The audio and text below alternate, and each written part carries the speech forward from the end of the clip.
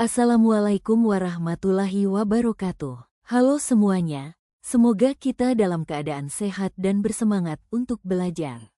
Saya Sofia Maharani Hoirunisa, dan kali ini kita akan membahas dari mitigasi ke rehabilitasi, strategi penanggulangan wabah dan bencana. Topik ini penting karena wabah maupun bencana dapat datang kapan saja.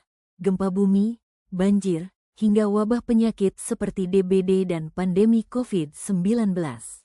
Sebelum kita memulai materi, mari kita simak video berikut ini.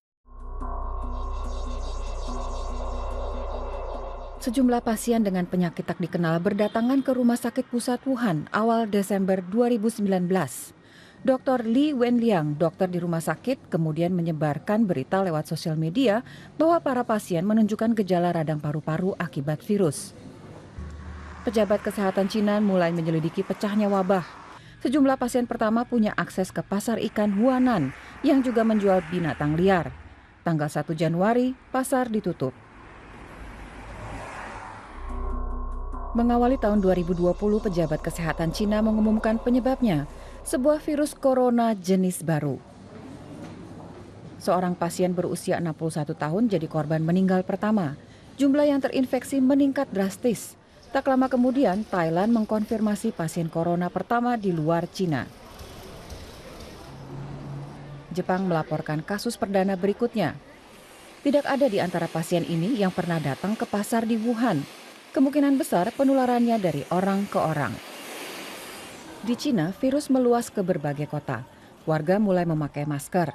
200 kasus diakui resmi, tapi diduga jumlahnya jauh lebih banyak. Tenaga medis di Wuhan yang kontak langsung dengan pasien mulai terinfeksi dan sakit. Taiwan dan Amerika Serikat melaporkan kasus corona, disusul negara-negara lain termasuk Jerman. Pemerintah Cina memutuskan langkah drastis. Semua transportasi di Wuhan dihentikan, termasuk transportasi umum. Ilmuwan menemukan virus corona punya masa inkubasi. Orang yang tertular tapi belum menunjukkan gejala jadi berbahaya. Dalam waktu bersamaan, liburan Imlek dimulai. Jutaan orang bergerak mudik massal. Di saat itu dikonfirmasi 2.000 kasus di seluruh dunia. 50 orang meninggal.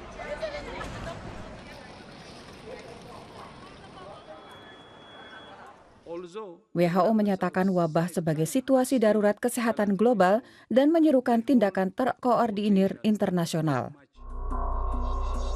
Awal Februari, Wuhan tetap ditutup total. Semua provinsi di Cina daratan melaporkan adanya kasus corona.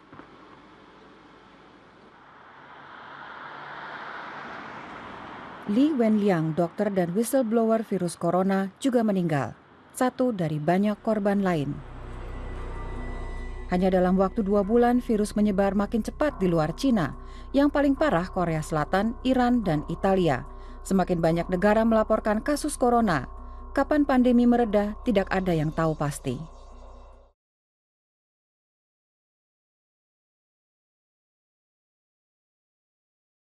Video yang baru saja kita lihat menggambarkan bagaimana COVID-19 menyebar begitu cepat akibat mobilitas manusia, keterbatasan informasi, dan kurangnya kesiapsiagaan.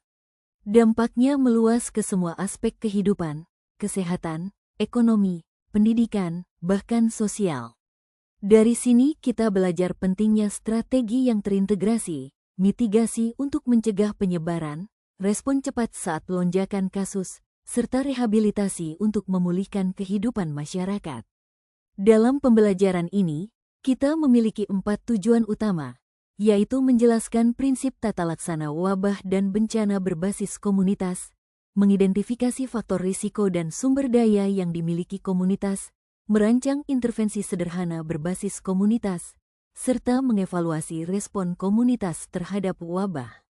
Wabah adalah peningkatan kasus penyakit yang melebihi ekspektasi normal di suatu wilayah, sedangkan bencana adalah peristiwa yang mengganggu kehidupan dan menimbulkan kerugian besar, baik alam maupun non-alam.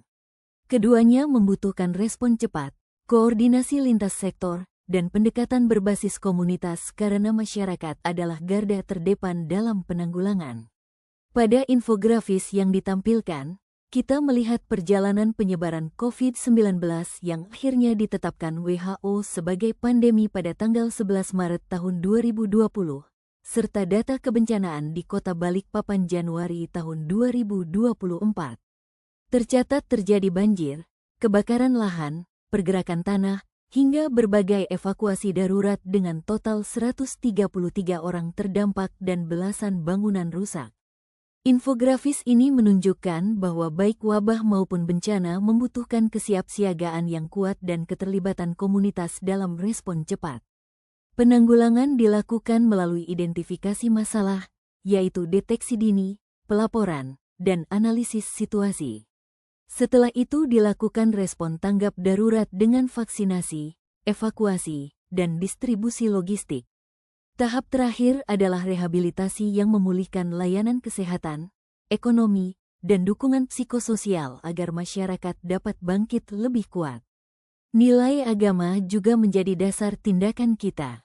Qs. Al-Baqarah ayat 195 mengingatkan untuk menjaga kesehatan dan mencegah kerusakan, sedangkan hadis Rasulullah, kebersihan sebagian dari iman, hari.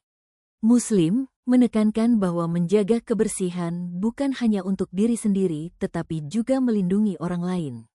Dengan prinsip maslahat, intervensi kesehatan berbasis komunitas bertujuan menjaga jiwa manusia dengan memanfaatkan sains dan teknologi demi kemanusiaan dan keadilan. Hari ini kita belajar bahwa wabah dan bencana bukan hanya persoalan medis tetapi juga ujian kemanusiaan. Perbedaan bukan penghalang tetapi kekuatan, dan solidaritas lintas agama sangat penting karena bencana tidak mengenal perbedaan keyakinan. Maka kita perlu bertanya pada diri sendiri, apa yang akan kita lakukan jika bencana atau wabah terjadi di sekitar kita? Apakah kita siap menjadi bagian dari solusi? Penanggulangan wabah dan bencana bukan hanya soal kecepatan, tetapi juga soal hati dan kebersamaan.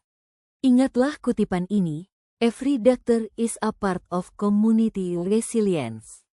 Setiap tindakan kecil yang kita lakukan dapat memperkuat daya tahan komunitas dan menyelamatkan banyak jiwa. Dengan demikian, materi perkuliahan kita kali ini telah berakhir. Semoga ilmu ini bermanfaat dan menginspirasi kita untuk berperan aktif di masyarakat. Wassalamualaikum warahmatullahi wabarakatuh.